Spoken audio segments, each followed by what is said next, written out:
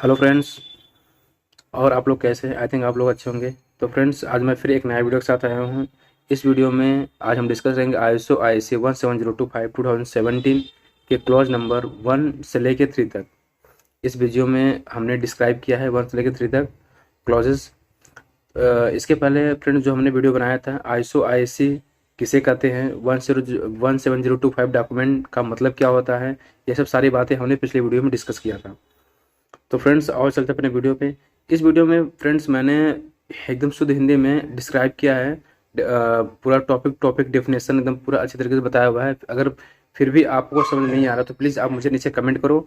Topic to topic आप बताओ, मैं आपको डिस्क्राइब करूँगा, डेफिनेशन बताऊँगा उसका, ताकि आप लोगों को अच्छे समझ में आ जाए।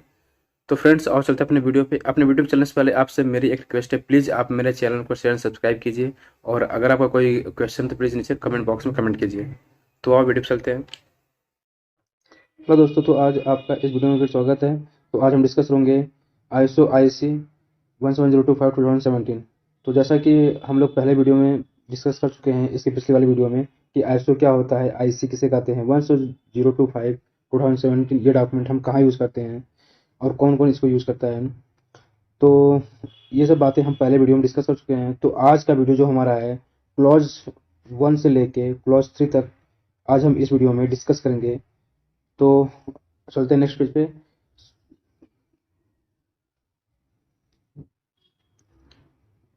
नेक्स्ट पेज हमारा क्लॉज 1। सबसे पहले हम जानते हैं क्लॉज किसे कहते हैं। क्लॉज होता है जो आप कह सकते हो कि एक प्रकार से खंड। आप एक बार से कह सकते हो ISO 17025 2017 जो है 8 खंडों में बांटा गया है। तो इस वीडियो में हम डिस्कस करेंगे 1 खंड से लेके 3 खंड तक। तो पहला खंड हमारा क्या है, स्कोप क्या है। पहला है हमारा स्कोप। तो पहला क्लॉज है स्कोप। स्कोप हम किसे कहेंगे या स्कोप हमें क्या बताता है। इसको का मतलब ये होता है कि यह डॉक्यूमेंट क्या करने वाली है या क्या बताने वाली है हमें, या फिर इसका स्कोप क्या है। तो फर्स्ट पॉइंट इसका है, this document specifies the general requirements for the competence, impartiality and consistent operation of laboratories. यह डॉक्यूमेंट जो है किसी लैब के competence, impartiality and consistent operation के बारे में कुछ जनरल रिक्वायरमेंट्स देती है। तो सबसे पहले हम जानते हैं कि कंपिटेंस क्या होती है, इम्पार्शियलिटी क्या होती है और कंसिस्टेंट ऑपरेशन क्या होता है। कंपिटेंस मतलब वह एबिलिटी जिससे हम किसी काम को सही तरीके से किया जा सके या करते हैं, वो होता है competency. Second point is impartiality. Impartiality क्या होती है। इम्पार्शियलिटी मतलब हम अपने काम के लिए हमेशा निष्पक्ष रहेंगे एंड न्यूट्रल रहेंगे, मतलब भेदभाव नहीं करेंगे। तो इसको हम इम्पार्शियलिटी कहते हैं। And third point is consistent operation. इसका मतलब ये होता है कि आप जो काम कर रहे हैं उसी काम को लंबे समय तक करना ही कंसिस्टेंट ऑपरेशन कहलाता है। जैसे मान लो हमारा रिजल्ट जो आज आ रहा है, अगर आज हम सही रिजल्ट दे रहे हैं तो हम आगे भी सही रिजल्ट देंगे। सेकेंड पॉइंट क्या है हमारा, this document is applicable to all organization performing laboratory activities regardless of the number of personnel. यह डॉक्यूमेंट जो है छोटे बड़े सभी लैब के लेबोरेटरी के ऊपर लागू होता है। जो भी लेबोरेटरी वर्क करती हैं या लेबोरेटरी एक्टिविटीज़ करती हैं, यह डॉक्यूमेंट सभी पे लागू होता है, चाहे वो छोटी लैब हो या बड़ी lab. And third point is laboratory customers, regulatory authorities, organizations and schemes using peer assessment, accreditation bodies, and other use this document in confirming or recognizing the competence of laboratories. Laboratory के customer, regulatory authority जैसे BIS Bharat के regulatory authority है, organization and scheme using peer assessment. Peer assessment हम किसे कहते हैं, जब दो लेबोरेटरीज आपस में एक दूसरे का असेसमेंट करती हैं तो उसे हम पीयर असेसमेंट कहते हैं।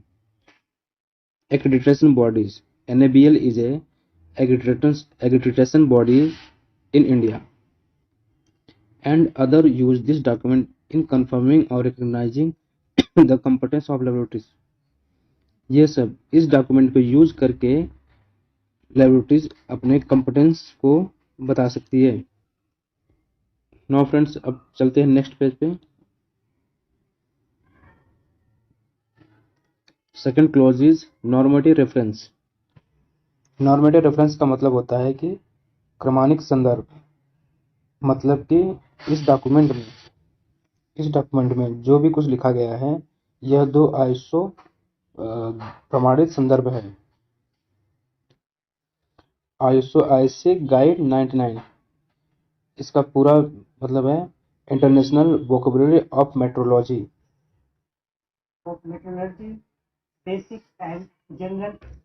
Basic and general concept and associate terms. इसको हम शॉर्ट में VIM भी कहते हैं।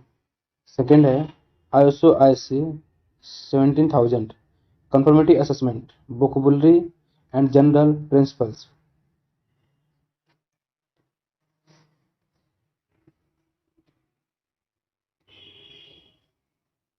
Third clause is terms and definitions. Third clause के अंदर टोटल 9 टर्म्स दिए गए हैं और उनका डिफाइन किया गया है, उनका डेफिनेशन दिया गया है। तो first clause is 3.1 impartiality. Impartiality का मतलब होता है प्रेजेंस ऑफ ऑब्जेक्टिविटी। ऑब्जेक्टिविटी किसे कहते हैं? Objectivity it means that conflict of interest do not exist और resolved so as not to adversely influence subsequent activities of the laboratory। Objectivity का मतलब होता है कि कॉन्फ्लिक्ट ऑफ इंटरेस्ट नहीं होना चाहिए।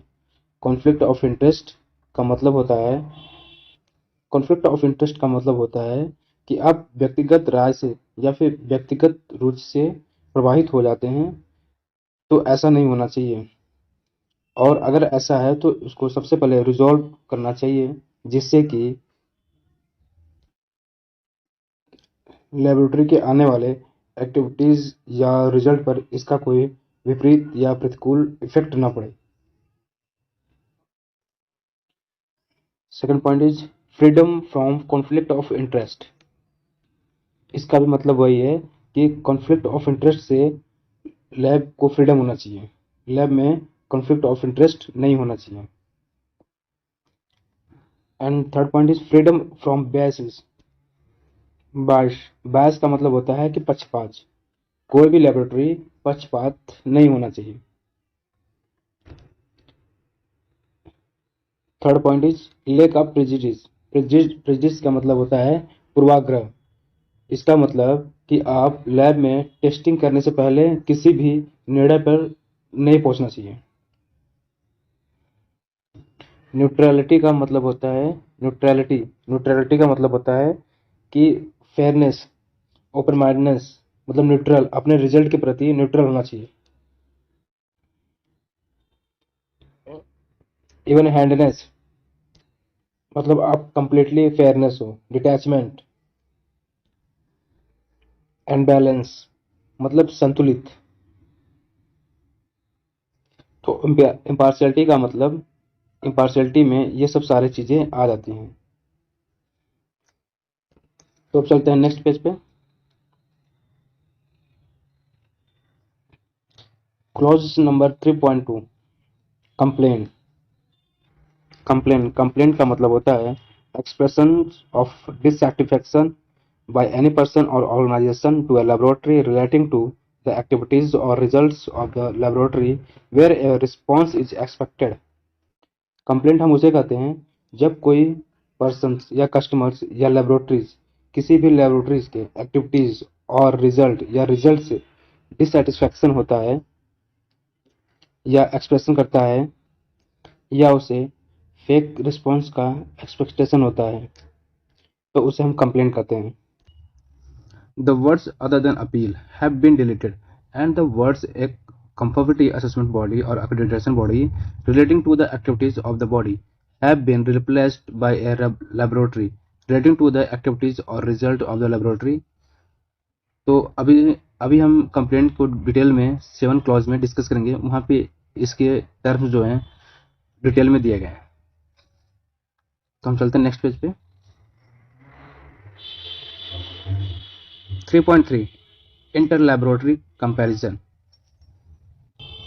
इंटर लैबोरेटरी कंपैरिजन मतलब organization, performance and evaluation of measurements or tests on the same or similar items by two or more laboratories in accordance with the predetermined conditions। इस process में एक organiser होता है जो जो दो से अधिक लैबों को एक ही तरह के आइटम को या एक ही सैंपल को इन सभी लैबों के पास भेजती है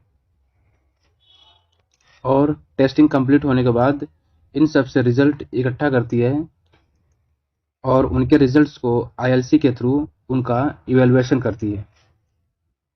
उसे हम इंटर लैबोरेटरी कंपैरिजन कहते हैं,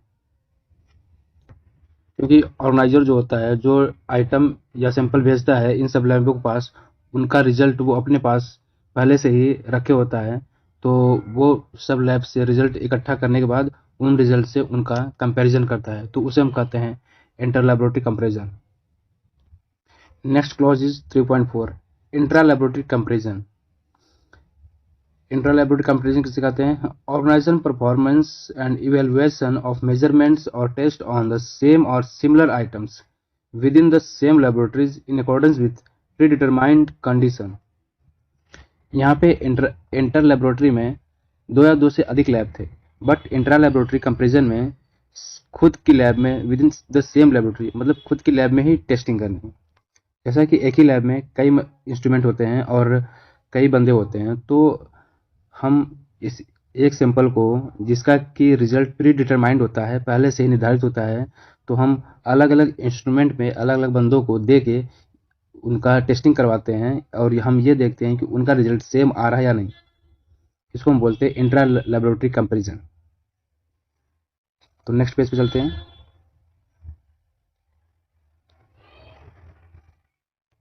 clause number 3.5 proficiency testing. Proficiency testing proficiency testing को हम शॉर्टकट में पीटी भी कहते हैं। प्रोफिशिएंसी टेस्टिंग मतलब evaluation of participant performance against pre established criteria bye means of inter laboratory comparison. इसमें एक ऑर्गेनाइजर होता है जो कि 17043 से एक्रेडिटेड होता है। वो लैब जो है प्रोफिशिएंसी टेस्टिंग ऑर्गेनाइज करती है, जिसमें कि वो एक सैंपल जो होता है कई लैबों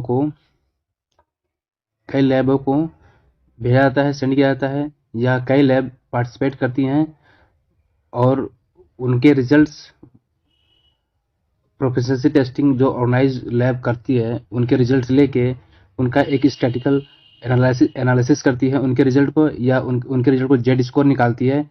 फिर जिसका रिजल्ट रिलायबल होता है तो उसको वो बोलती है कि आपका रिजल्ट सही है, और जिसका रिजल्ट रिलायबल या एक क्राइटेरिया से बाहर होता है तो उनको बोलती है कि आप अपने इंस्ट्रूमेंट या अपने लैब को फिर से कैलिब्रेशन वगैरह कराने की। And next clause is 3.6 laboratory. जैसा कि लैबोरेटरी का डेफिनेशन अब चेंज हो गया है, तो लैबोरेटरी पहले अब टेस्टिंग एंड कैलिब्रेशन करती थी, लेकिन अब लैब जो है सैंपलिंग करने के बाद टेस्टिंग एंड कैलिब्रेशन भी कर सकती है। मीन्स कि जो body sampling, testing and calibration करती है उसे हम लैबोरेटरी कह सकते हैं। तो अब हम चलते हैं नेक्स्ट पेज पे। Clause number 3.7 decision rule that describe how measurement uncertainty is accounted for when स्टेटिंग conformity with a specified requirement. यहाँ पे दो अलग अलग टर्म दिए गए हैं, मेजरमेंट अनसर्टेनिटी एंड स्टेटिंग कन्फर्मिटी। तो चलिए पहले हम सबसे पहले स्टेटिंग कन्फर्मिटी जान लेते हैं, या statement of conformity. Statement of conformity जानने से पहले कन्फर्मिटी को जानते हैं। जब स्टैंडर्ड्स, कंप्लायंस और रूल को फॉलो किया जाता है तो उसे हम कन्फर्मिटी कहते हैं। जब स्टैंडर्ड्स, रूल्स एंड लॉ को कंप्लायंस किया जाता है तो उसे हम कन्फर्मिटी कहते हैं, या फॉलो किया जाता है। मतलब जो हमारा रिजल्ट्स हैं, जो हमारे रिजल्ट्स आ रहे हैं वो कंप्लायंस है या नॉन कंप्लायंस है। जैसा कि आप इस पिक्चर को देखिए, ये हमारा अपर लिमिट है और ये जो रिजल्ट आए हमारे, जैसा कि ये इसको देखिए, ये जो है अपर लिमिट के नीचे है तो ये पास है। और सपोज दैट अगर हमारा रिजल्ट जो है यहाँ रहता है, मतलब अपर लिमिट से ऊपर रहता है, तो वो हमारा फेल हो जाएगा। फेल एक्सीड लिमिट्स, मतलब ये इस लिमिट को एक्सीड कर रहा है तो ये हमारा फेल हो जाएगा। अब यहाँ पे देखिए, यहाँ पे जैसा कि इस रिजल्ट का मीन्स अपर लिमिट के नीचे है, बट इसके रिजल्ट फ्लैक्चुएट कर रहे हैं, अपर लिमिट के ऊपर भी जा रहे हैं, नीचे भी आ रहे हैं, बट इसका मीन्स जो है अपर लिमिट के नीचे है, तो ये है जो है इनडिटरमाइन में आएगा। रिजल्ट पास होगा बट ओवरलैप के केस में होगा। बट यहाँ पे देखिए, अगर हमारे रिजल्ट का मीन्स जो है वो अपर लिमिट के ऊपर आते हैं और बट उसके रिजल्ट हमारे अपर लिमिट्स के नीचे फ्लक्चुएट करते हैं, बट उसके मीन्स एवरेज जो है अपर लिमिट का से ऊपर आते हैं, तो वो हमारा, तो यह भी इनडिटरमिन के केस में होगा। तो इस कंडीशन में यह रिजल्ट हमारा फेल होगा बट ओवरलैप की लिमिट में होगा। तो इस कंडीशन में हमें डिसीजन रूल की ज़रूरत पड़ती है। तो मेजरमेंट अनसर्टेनिटी एक एरर है जो हमें यह बताती है कि हमारे रिजल्ट में कितना एरर है। अनसर्टेनिटी मीन्स अनिश्चितता। जो हमारे रिजल्ट में अनसर्टेनिटी होती है वो या तो इन्वायरमेंटल चेंज, या इन्वायरमेंटल चेंज मतलब जैसे कि कंडीशनिंग वगैरह या कुछ चेंज होता है तो हमारे रिजल्ट में अनसर्टेनिटी आ जाती है, या फिर पर्सन सेंस मतलब मान लो कोई भी पर्सन टेस्टिंग कर रहा है, उसका दिमाग कहीं और है, तो उससे भी हमारी रिजल्ट में अनसर्टेनिटी आ सकती है। और limitation of instrument, limitation of instrument means मान लो हमारे लैब में इंस्ट्रूमेंट का एक लिमिटेशन है, कमी है, या फिर इंस्ट्रूमेंट में कोई प्रॉब्लम है, तो उससे भी हमारे रिजल्ट में अनसर्टेनिटी आ सकती है। कई बार यह प्रश्न आता है कि एरर और अनसर्टेनिटी के बीच में अंतर क्या है। एरर को ही हम अनसर्टेनिटी कहते हैं, लेकिन अनसर्टेनिटी जो है माइनर एरर को बोलते हैं। एरर का मतलब ये होता है, एरर का डेफिनेशन होता है, error is the difference between measure value of quantity and its true value. जब हम कोई टेस्ट करते हैं उसमें जो रिजल्ट आते हैं उसका रिजल्ट उसके ट्रू वैल्यू से जितना डिफरेंट होता है उसे हम एरर कहते हैं। सपोज दैट, आपको समझाने के लिए बताता हूँ, सपोज दैट मान लो हमारा ट्रू वैल्यू ये है और हमने जो टेस्टिंग किया है, हमारा हमारा ट्रू वैल्यू यहाँ पे है, और जो हमने टेस्टिंग किया है वो हमारा इस ट्रू वैल्यू के इस इतना पास आ रहा है, तो इन दोनों के बीच की दूरी को ही हम एरर कहते हैं।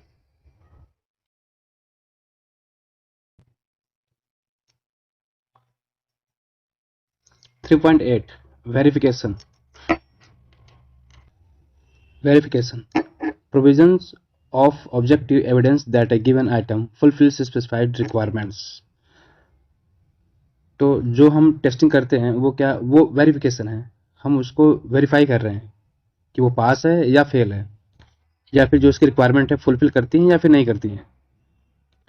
जैसे कि लैब में जो हम टेस्टिंग करते हैं, जैसे सपोज दैट कोई सैंपल आ गया, हम उसकी टेस्टिंग कर रहे हैं और उसके रिक्वायरमेंट के अकॉर्डिंग हम उसको पास फेल करते हैं, तो हम एक्चुअली वेरीफाई करते हैं कि उसके रिक्वायरमेंट्स मीट कर रहे हैं या नहीं कर रहे हैं, तो दैट इज द वेरिफिकेशन।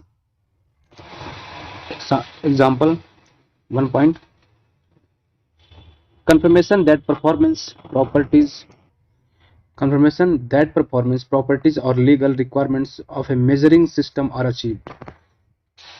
हम कंफर्म करते हैं दैट परफॉर्मेंस उसके प्रॉपर्टीज की, उसके परफॉर्मेंस की जो उसकी लीगल रिक्वायरमेंट है अचीव हो रहे हैं या नहीं। सपोज दैट हमारे यहाँ कोई सैंपल आया टेस्टिंग के लिए, तो मेथड के अकॉर्डिंग जो उसके मेथड की रिक्वायरमेंट है, तो उसके अकॉर्डिंग वह सैंपल हमारा उसके प्रॉपर्टीज, परफॉर्मेंस, उसके अचीव हो रहे हैं या नहीं हो रहे हैं, तो that is the verification. Second point is confirmation that a target measurement uncertainty can be met. Note 1. The item may be, for example, a process, measurement procedure, materials, compound, or measuring system. A process, measurement procedure, material, compound और measuring system, इन सब पे भी हम verification करते हैं। The specified requirements may be, for example, that a manufacturer specification are met. Third point is verification on legal methodology as defined in VIML and in conformity assessment in general pertains to the examination and making and or issuing of a verification certificate for a measuring system. Fourth point is verification should not be confused with calibration. Not every verification is a validation. कई बार क्या लगता है कि verification ही calibration लगता है, but ऐसा नहीं होता, ये दोनों अलग अलग टर्म है। Not every verification is a validation, every verification validation नहीं है, इसको भी हमें ध्यान में रखना है। तो हम चलते हैं नेक्स्ट पेज पे।